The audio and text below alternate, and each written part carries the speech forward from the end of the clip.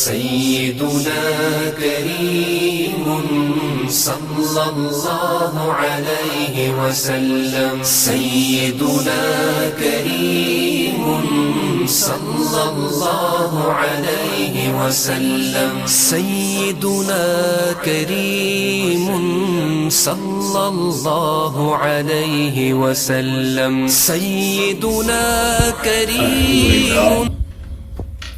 الحمد لله والصلاة والسلام على سيدنا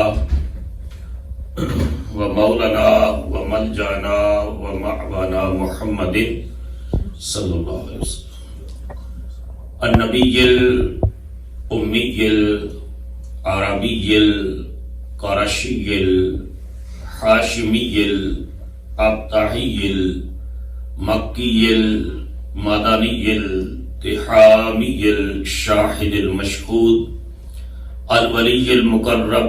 أما بعد فأعوذ بالله من الشيطان الرجيم. بسم الله الرحمن الرحيم. قال الله تبارك وتعالى في القرآن المجيد والفرقان الحميد: لقد كان لكم في رسول الله أسوة حسنة. صدق اللہ مولانا العظیم. اللہ جل مجدہ کی حمد و ثنا اور حضور راحت قلب و جان صلی اللہ تعالی علیہ وآلہ وسلم کی بارگاہ کرم میں عقیدتوں، محبتوں اور چاہتوں کا خراج پیش کرنے کے بعد برادران اسلام، 3 رجب المرجب کو آج 4 ہے تو 3 کو ایک عاشق رسول، فنا فی رسول حضرت سیدنا اویس کرنی رضی اللہ تعالیٰ عنہ کا یوم وصال ہے، تو میں نے مناسب سمجھا کہ آج کا بیان حضرت سیدنا اویس کرنی رضی اللہ تعالیٰ عنہ کی سیرت و کردار اور فضائل و مناقب پر کیا جائے. حضرت اویس بن عامر کرنی رضی اللہ تعالیٰ عنہ، یہ انہوں نے حضور صلی اللہ تعالیٰ علیہ وآلہ وسلم کا مبارک زمانہ پایا ہے، لیکن اپنی ماں کی خدمت کی وجہ سے حضور کا دیدار نہیں کر سکے. اس وجہ سے کر کے یہ سید التابعین اور خیر التابعین کہلاتے ہیں. صحابی وہ ہے کہ جس نے ایمان کی حالت میں دیدار مصطفیٰ کیا ہے، اور تابعی وہ ہے کہ جس نے ایمان کی حالت میں صحابی کی زیارت کی ہے، صحابی کا دیدار کیا ہے.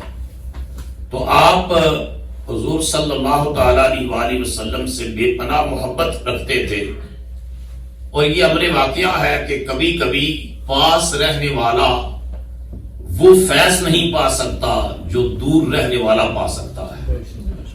حضور صلی اللہ تعالیٰ علیہ وآلہ وسلم نے ایک جزوی فضیلت، ویسے تو ساری کائنات میں سب سے بڑی فضیلت صحابہ کی ہے حضور کی امت میں، پھر تابعین، پھر تبع تابعین، لیکن امام دارمی نے ایک روایت نقل کی ہے کہ حضور علیہ السلام نے فرمایا، حضرت ابو امامہ اس کے راوی ہے کہ حضور علیہ السلام نے فرمایا کہ طوبی لمن رعانی وآمن بی وطوبی 7 مرات لمن لم یرانی وآمن بی.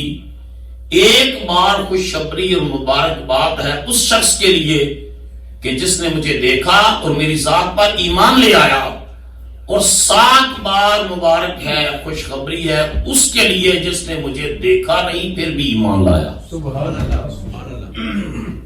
پھر ایک مقام پر حضور علیہ السلام نے پوچھا صحابہ کرام سے کہ مجھے بتاؤ کہ سب سے عجیب تر، خوبصورت تر، کامل تر ایمان کن لوگوں کا ہے؟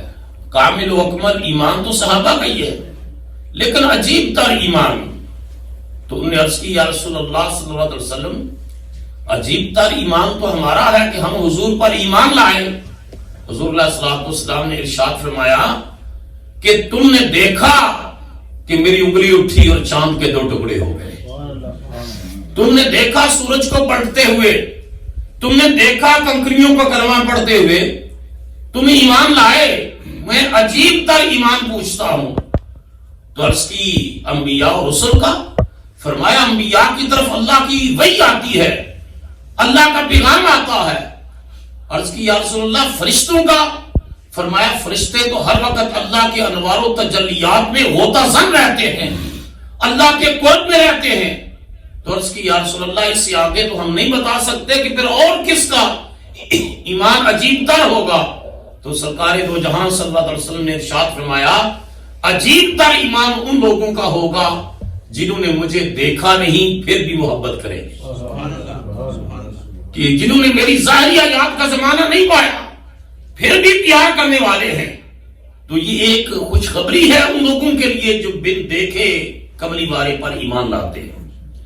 تو حضرت اویس بن عامر کرنی رضی اللہ تعالیٰ عنہ یہ یمن کے اندر بہت بڑا ایک قبیلہ تھا، اس کی شاخ مراد اس سے تعلق رکھتے تھے. اور آپ بنیادی طور پر جب اسلام کی روشنی یمن میں پہنچی تو حضرت اویس بن عامر رضی اللہ تعالیٰ بھی حضور صلی اللہ علیہ وسلم پر ایمان لے آئے. حضور پر جب ایمان لائے حضرت اویس بن عامر تو ایمان پھر اس درجے کا تھا کہ دل تڑپتا تھا کہ حضور کی ایک جلد جا کر مدینے میں دیکھا ہوں، حضور کی زیارت کرا ہوں. باپ جو ہے جب یہ بچے تھے اسی وقت بھی ان کے وصال فرما گئے، اور والدہ بوڑھی بھی تھی، بیمار بھی تھی اور بینائی سے محروم بھی تھی. تو کئی بار والدہ سے عرض کی امی جان میرا دل تڑپتا ہے اللہ کے محبوب کی زیارت کے لیے، حبیب خدا کا دیدار کرنے کے لیے، مجھے اجازت عطا فرمائیں. تو والدہ ارشاد فرماتی بیٹا اویس اگر تو مدینہ طیبہ چلا گیا تو یہاں مجھے کھانا دینے والا کوئی نہیں ہے، میری خدمت کرنے والا کوئی نہیں ہے، میری دیکھ بھال کرنے والا کوئی نہیں ہے، تو پھر میں کس کے سہارے ہوں گی. تو پھر اس خواہش کو دبا دیتے اور ماں کی خدمت میں لگے رہتے. اور ادھر صحابہ کرام کہتے ہیں کہ کبھی کبھی اللہ کے رسول صلی اللہ تعالی علیہ وسلم اپنے جبہ مبارک کے بٹن کھولتے اور بٹن کھول کر حضور یمن کی طرف منہ کر کے ارشاد فرماتے انی لا آجدو ریح الرحمن من قبل الیمن، مجھے یمن سے رب رحمان کی خوشبو آ رہی ہے، مجھے خدا کی خوشبو آتی ہے، رب کی خوشبو آتی ہے، رحمت کی خوشبو آتی ہے یمن کی طرف سے. تو بعد میں صحابہ نے پوچھا یا رسول اللہ صلی اللہ تعالیٰ علیہ وسلم یہ جو آپ ارشاد فرماتے ہیں؟ پھر حضور نے فرمایا، حضرت عمر فاروق کہتے ہیں مجھے بھی فرمایا، صحابہ کرام کو فرمایا کہ تمہارے جو حلیف قبائل ہوں گے یمن کے ان میں ایک شخص ہوگا وہ اللہ کی بارگاہ میں بڑا مستجاب الدعوات ہوگا. فرمایا اس کے جسم پر برس کے داغ ہوں گے، اس نے رب سے دعا مانگی، وہ جسم پر برس کے داغ ختم ہو گئے، سوائے ایک درہم جتنا داغ وہ باقی ہے تو نشانی ہوگی.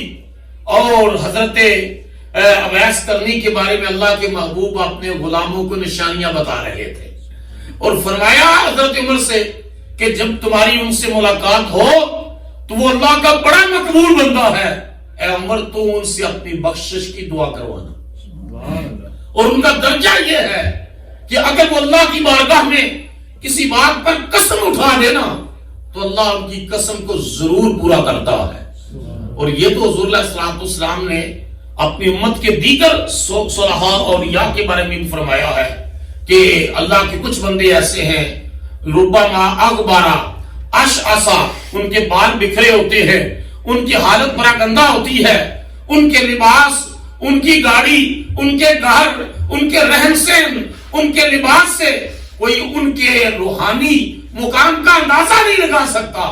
لیکن فرمایا خدا کی بارگاہ میں ان کی قبولیت اتنی ہوتی ہے کہ لو اقسم علی اللہ لابرہ، اگر وہ کسی بات پر قسم اٹھا دے تو اللہ اس بندے کی قسم کو ضرور پورا فرماتا ہے. صحابہ کرام میں سے بھی ایک صحابی ایسا تھا، اور جب حضور علیہ الصلوۃ والسلام دنیا سے پردہ فرما گئے اور صحابہ کرام کسی غزوے پر کسی جنگ پر تشریف لے جاتے تو جب یہ حضور کی حدیث پاک سنی ہوئی تھی تو اس صحابی کے پاس جاتے کہ یہ کوئی اللہ کی محبت میں فنا شخص لگتا ہے، اس سے کہتے تو دعا مانگ اور ساتھ قسم اٹھا اللہ ہمیں فتح عطا فرمائے گا. چنانچہ وہ قسم اٹھاتے تو اللہ فتح عطا کر دو. تو حضرت اویس کے بارے میں حضور نے ارشاد فرمایا کہ یہ اگر کسی بات پر قسم اٹھا دے تو اللہ تعالیٰ ضرور جو ہے وہ ان کی قسم کو پورا کرتا ہے. تو اس میں حضرت امام مسلم رحمت اللہ علیہ نے تو صحیح مسلم کے اندر باقاعدہ ایک باب امام نووی رحمت اللہ علیہ اس کی شرح لکھی اور حضرت اویس کرنی کے فضائل و مناقب پورا ایک چیپٹر جو ہے وہ لائے ہیں. اور طبقات کی جو کتب ہے طبقات ابن سعد اور امام بہتی اور پھر امام احمد بن حنبل رحمت اللہ علیہ عظیم محدثین نے حضرت اویس کرنی کا تذکرہ کیا ہے.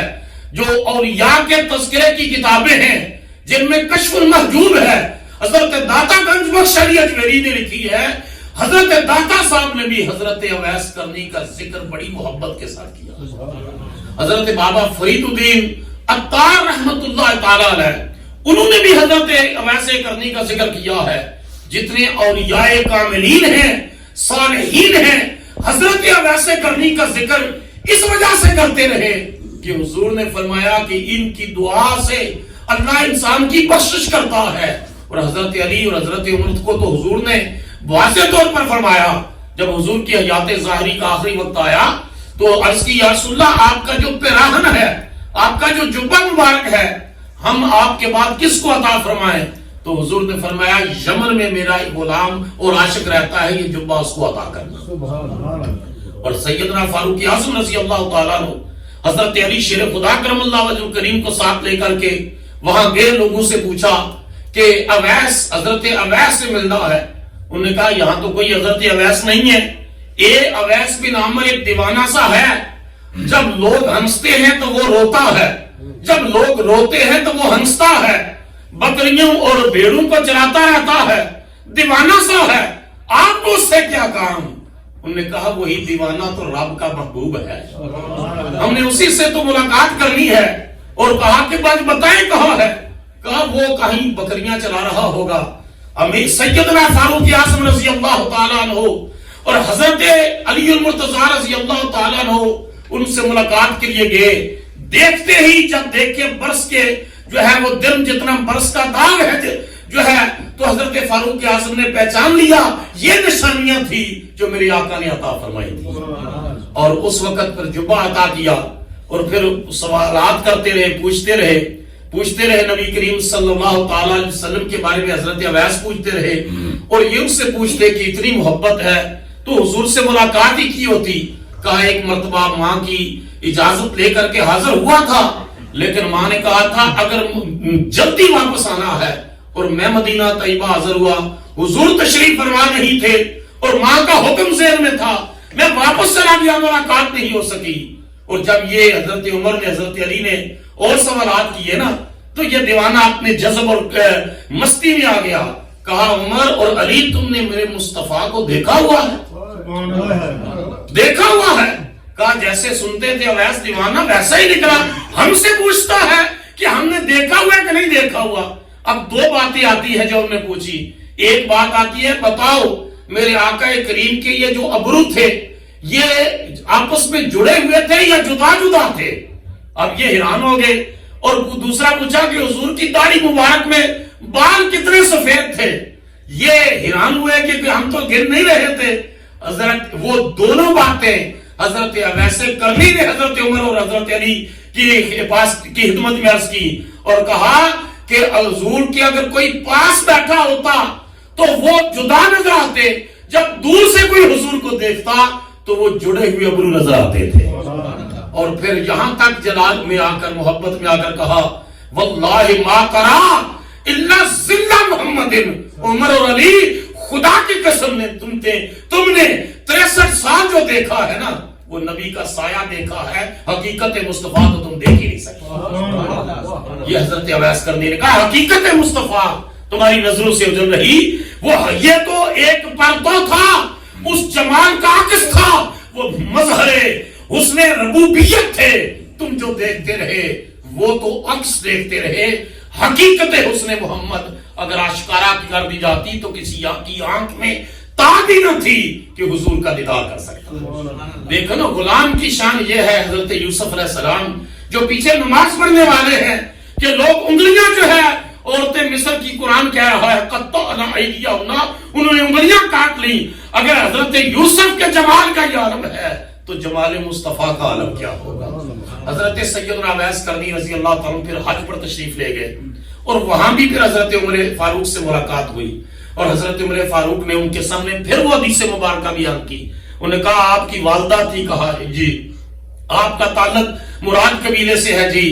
آپ کا نام اویس بن عامر ہے جی. آپ کے جسم پر برس کے داغ تھے جو ختم ہو گئے، ایک دن جتنا داغ باقی ہے جی.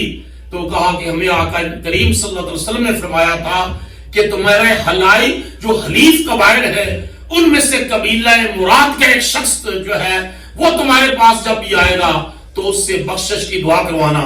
اور اس روایت میں بھی موجود ہے کہ جب جبہ دینے کے لیے گئے تو کہا رسول اللہ نے ارشاد فرمایا تھا اویس سے کہنا میری امت کی بخشش کی دعا مانگے.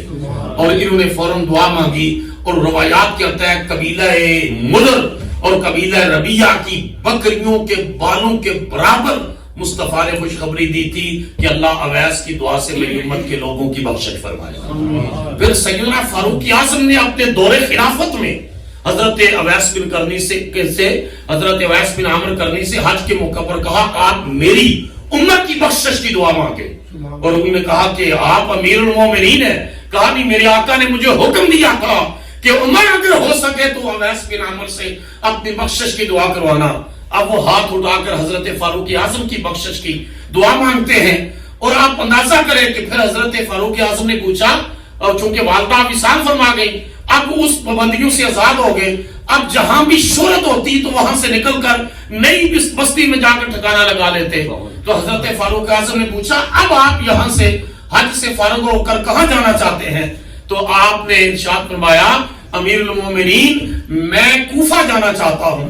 تو آپ نے حضرت فاروق اعظم نے فرمایا اویس میں کوفہ کے گورنر کو خط لکھ دیتا ہوں کہ یہ اویس بن عامر آ رہا ہے، اس کی دیکھ بھال کرنا، اس کا خیال رکھنا. اس کے گورنر کو خط لکھ دیتا ہوں. کہا میں اس بات کو پسند نہیں کرتا کہ میں گورنر کے محل میں رہوں، میں اس کو پسند کرتا ہوں کہ میں تنہائیوں میں پھروں، میں اپنے رب کے ساتھ لو لگائے رکھوں. چنانچہ آپ چلے گئے اگلے سال حج پر. وہ جو ہے اس کوفہ کا ایک سردار آیا، وہ آپ نے حضرت فاروق اعظم کو ایک جستجو رہتی پوچھا کہ اویس بن عامر نام کے کسی شخص سے ملے ہو؟ کہا ہاں ملا ہوں، بس دیوانہ سا ہے. کہا اگر اس مرتبہ جاؤ واپس تو جا کر اس سے اپنی بخشش کی دعا کروانا. حضور نے فرمایا تھا کہ اگر ہو سکے تو تم اپنی بخشش کی دعا کروانا، کیونکہ میرا رب قبیلہ مدر اور قبیلہ ربیہ کی بکریوں کے بالوں کے برابر اویس کی دعا سے میری امت کے لوگوں کی بخشش فرمائے گا. تو وہ شخص واپس گیا اور وہ سیدھا جا کر سردار حضرت اویس بن عامر کے پاس حاضر ہوا. کہا کہ آپ میری بخشش کی دعا کریں. کہا کہاں سے آ رہے ہیں؟ کہا میں حج کر کے آ رہا ہوں. کہا آپ اتنی بابرکت بارگاہ سے اللہ کا گھر اور حرم کعبہ اور بارگاہ رسالت میں حاضری دے کر آ رہے ہیں، آپ میری بخشش کی دعا کریں. کہا نہیں آپ میرے لیے دعا کریں. انہوں نے کہا نہیں آپ مبارک سفر سے ہو کے آ رہے ہیں، آپ دعا کریں. جب بار بار اس سردار نے کہا نا آپ دعا کریں تو اویس بن عامر نے پوچھا آپ فاروق اعظم سے تو نہیں مل کے آ رہے؟ انہوں نے کہا ہاں فاروق اعظم سے مل کے آ رہا ہوں، اور فاروق اعظم نے ہی امیر المومنین نے ہی مجھے کہا تھا کہ اویس بن عامر سے دعا کرواؤ. پھر انہوں نے ہاتھ اٹھا کر ان کی بخشش کی دعا مانگی. بس ان کی کیفیت یہ تھی، میں بہت سارے فضائل و مناقب ہیں ان کی کیفیت یہ تھی، سید التابعین کہلاتے ہیں، خیر التابعین، تابعین کے سردار کہلاتے ہیں. کہتے ہیں جب رات آتی نا، شام کا وقت آتا، اور یہ مقام کیسے ملا، یہ قرب کیسے ملا، خدا کی بارگاہ اور مصطفیٰ کی بارگاہ میں یہ کیسے قبولیت ہوئی. آج جمعے کی نماز کی حالت دیکھ لیں، آج ہماری 5 وقتہ نماز کی حالت دیکھتے. وہ بیان کرتا ہے راوی کہ جب سورج ڈلتا نا تو اویس بن عامر فرماتے آج کی رات سجدے کی رات، تو پھر نماز شروع کرتے اور ساری رات ہی سجدے میں گزار دیتے. پھر اگلا دن آتا نا تو شام جب سورج ڈلتا تو فرماتے آج کی رات رکوع کی رات ہے، پھر ساری رات رکوع میں گزار دیتے. اور لوگ پوچھتے آپ کے پاس یہ انرجی کہاں سے آتی ہے، یہ طاقت کہاں سے آتی ہے، ایک رات سجدے میں گزار دی، ایک رات رکوع میں گزار دی. آپ فرماتے میں تو تمنا کرتا ہوں کاش ازل سے لے کر ابد تک ایک ہی رات ہوتی اور اویس بن عامر وہ رات رب کے حضور سجدے میں گزار دیتا. ایک ہی رات ہوتی اویس بن عامر رکوع میں گزار دیتا. ایک ہی رات ہوتی ساری زندگی کی اور میں اللہ کے حضور قیام میں گزار دیتا. میرے پاس کوئی اور وقت نہ ہوتا, میں ہر لمحہ اللہ کے حضور. وہ سردار پھر کوئی بات کرتا ہے تو کہتے ہیں اٹھ جاؤ میرے پاس سے اٹھ جاؤ, بڑا وقت تھوڑا رہ گیا ہے, اللہ سے ملاقات کا وقت قریب آ گیا ہے, مجھے 2 سجدے کر لینے دو. آج 1400 سال گزر گئے, آج ہم ان کا ذکر کر رہے ہیں تو قبولیت تو رب کی بارگاہ سے ہوتی ہے نا. اللہ تعالیٰ ان کے صدقے ہمارے گناہوں کو بھی معاف فرمائے, ان کے نقش قدم پر چلنے کی توفیق عطا فرمائے. وما علینا الا البلاغ. سيدنا كريم صلى الله عليه وسلم. سيدنا كريم صلى الله عليه وسلم. سيدنا كريم صلى الله عليه وسلم. سيدنا كريم صلى الله عليه وسلم.